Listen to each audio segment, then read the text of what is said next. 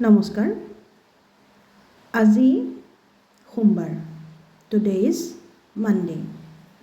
after 16 days what will be the day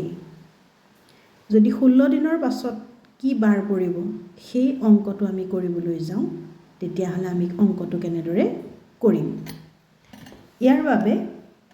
আমি কি কৰিব লাগিব আমাক দিয়া আছে দিন 16 দিন 16 days 16 daysক আমি 7 ৰে ডিভাইড কৰিম কিয়নো এটা সপ্তাহত 7 days থাকে 7 days এ ডিভাইড কৰি যিমানটো দিন বাকি ৰব ৰিমেইনিং বাকি ৰোৱা যেটো দিন সেইটোক আমি আমাক দি থোৱা দিনটোৰ লগত যোগ কৰিব লাগিব সো মানডেৰ লগত ৰিমেইনিং 2 days যদি আমি যোগ কৰো তেতিয়া আমি পাম টিউজডে তো মানডেৰ পিছতে প্ৰথম দিনটো হ'ব টিউজডে সেকেন্ড ডেটো হ'ব ওয়েডনেসডে সো ওয়েডনেসডে টো হ'ব ইয়াৰ আনসাৰ